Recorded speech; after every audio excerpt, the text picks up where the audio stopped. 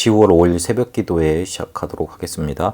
안류 박사원 2강 메시지 정리하도록 합니다.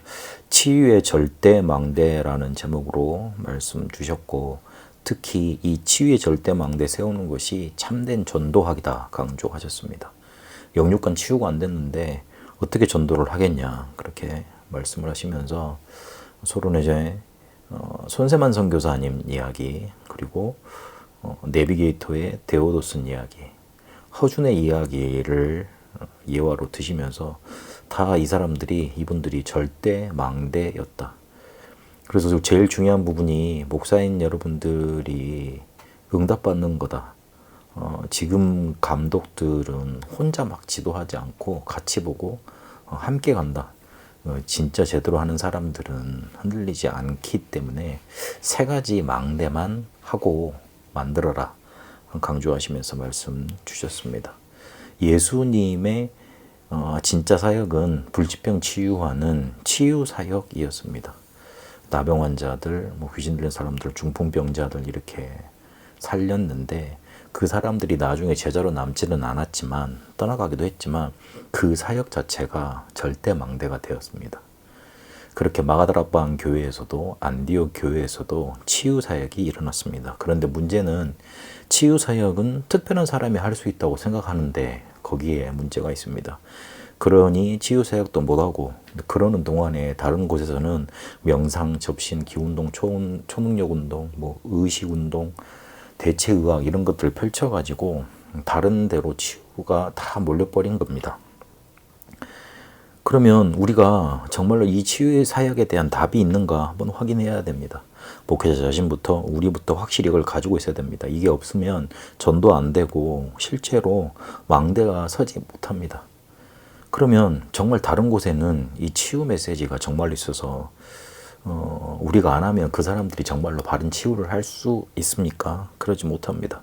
우리가 하겠다는 것은 의사가 할 수 없는 것을 하겠다는 겁니다.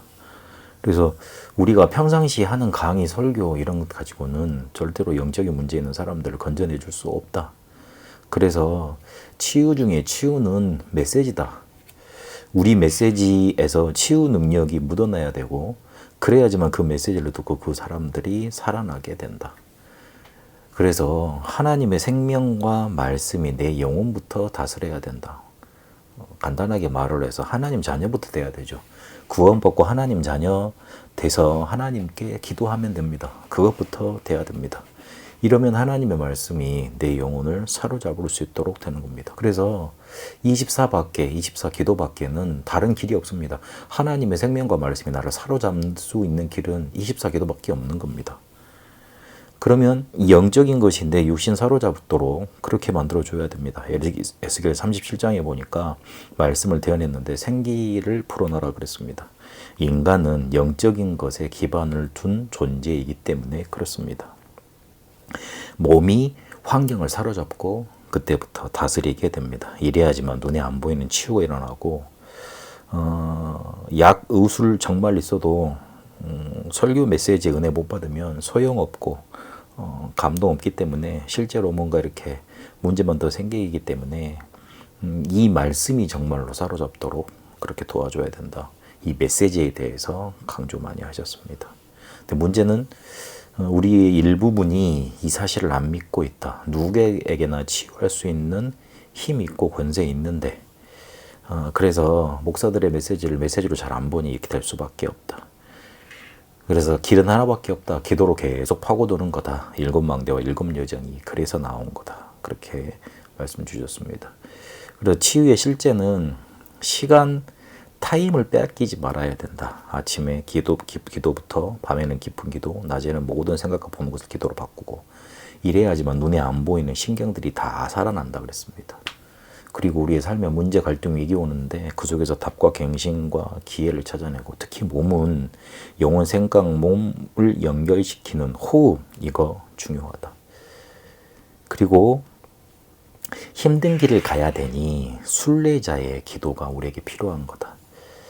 남은 자는 신분이고 정복자는 앞으로의 응답이기 때문에 지금 현재의 나는 어려운 길을 가야 되는 순례자인 거다. 그러면 여기에 맞게 기도를 해야 되는데, 그래서 24 기도가 있어야 되는 거다. 그걸로 시간 초월하고 환경 초월하고 육신을 초월하는 거다. 이게 바로 묵상이다.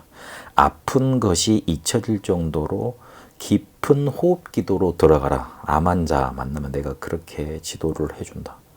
맨발 발바닥 자극되는 신발 그 말씀도 하셨고요. 하루에 한 번은 땀을 빼라. 그리고 깊은 기도하면서 아픈 것이 안 느껴질 정도로 기도해라.